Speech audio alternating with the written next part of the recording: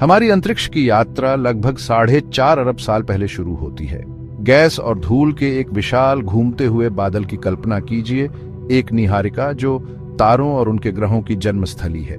यह निहारिका हमारे सौर मंडल का पालना ब्रह्मांड में बिखरी हुई कई अन्य निहारिकाओं से अलग नहीं थी। ये निहारिकाएं ब्रह्मांडीय बगीचों की तरह हैं, जहां तारों और ग्रहों के बीज बोए जाते हैं। इस घूमते हुए बादल के भीतर गुरुत्वाकर्षण मुख्य शिल्पकार था। इसने गैस और धूल के कणों को एक दूसरे की ओर खींचा। जैसे जैसे अधिक कण आपस में जुड़ते गए, गुरुत्वाकर्षण का खिंचाव तेज होता गया। आकर्षण और संचय का यह नृत्य जारी रहा, जिससे हमारे सूर्य के जन्म का मंच तैयार हुआ। अंतरिक्ष के विशाल विस्तार में निहारिका अकेली नहीं थी। पास ही एक सुपरनोवा, एक तारे की विस्फोटक मृत्यु ने ब्रह्मांड में तरंगें भेज दी। इन शॉक वेव्स ने हमारे नवजात सौर मंडल के निहारिका बादल को निचोड़ दिया, जिससे वह और सिकुड़ गया और तेजी से घूमने लगा। हमारे सौर मंडल के निर्माण में यह ब्रह्मांडीय धक्का महत्वपूर्ण था, जिससे पृथ्वी के जन्म की घटनाएं शुरू हुईं।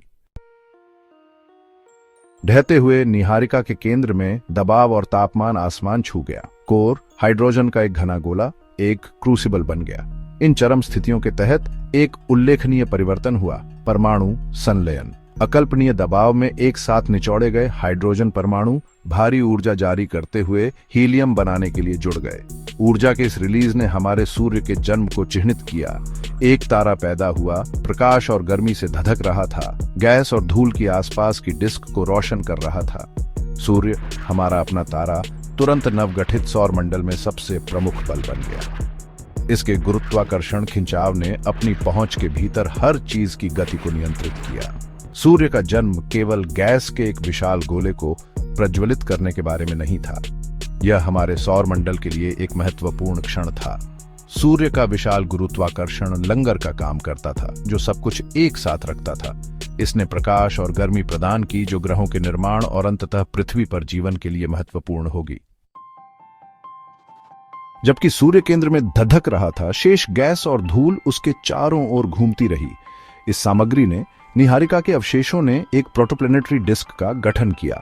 इस डिस्क के भीतर हमारी ब्रह्मांडीय कहानी का एक नया अध्याय शुरू हुआ, ग्रहों का निर्माण। धूल के कणों की कल्पना कीजिए, असीम रूप से छोटे डिस्क के भीतर घूम रहे हैं। जैसे ही वे टकराए, वे आपस में चिपक गए, जिससे बड़े झुरमुट बन गए। ये झुरमुट इलेक्ट्रोस्टैटिक बलों द्वारा एक साथ खींचे गए, ब्रह्मांडीय धूल के खरगोशों की तरह काम करते थे, अधिक से अधिक सामग्री इकट्ठा करते थे। लाखों वर्षों में ये धूल के खरगोश प्लैनेटिसिमल नामक बड़े पिंडों में विकसित हुए।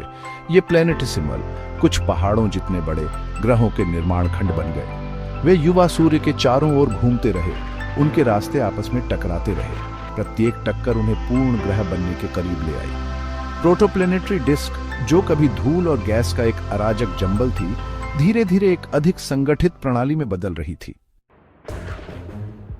इस ब्रह्मांडीय बैले के बीच एक विशेष प्लैनेटिसिमल, जो हमारी पृथ्वी बनने के लिए नियत था, अपना प्रभुत्व जमाने लगा। इसने अपने पड़ोसियों पर गुरुत्वाकर्षण बल लगाया, उन्हें अथक बल से अपनी ओर खींचा। जैसे ही ये छोटे प्लैनेटिसिमल प्रोटो अर्थ से टकराए, उन्होंने अपना द्रव्यमान इसमें जोड़ दिया। यह प्रक्रिया, जिसे अभिवृद्धि के रूप में जाना जाता है, तीव्र बमबारी की अवधि थी। प्रत्येक प्रभाव ने भारी गर्मी उत्पन्न की, जिससे युवा पृथ्वी की सतह पिघल गई। एक उग्र पिघली हुई दुनिया की कल्पना कीजिए, जिस पर लगातार क्षुद्र ग्रहों और धूमकेतुओं की बमबारी हो रही है।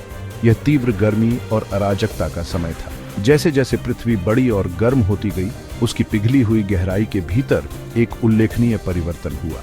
लोहे और निकल जैसे भारी तत्व केंद्र की ओर डूब गए, जिससे ग्रह का कोर बन गया। सिलिकॉन और ऑक्सीजन जैसे हल्के तत्व सतह पर आ गए। इस प्रक्रिया, जिसे विभेदन के रूप में जाना जाता है, के कारण पृथ्वी की स्तरित संरचना का निर्माण हुआ, हमारे ग्रह की एक परिभाषित विशेषता।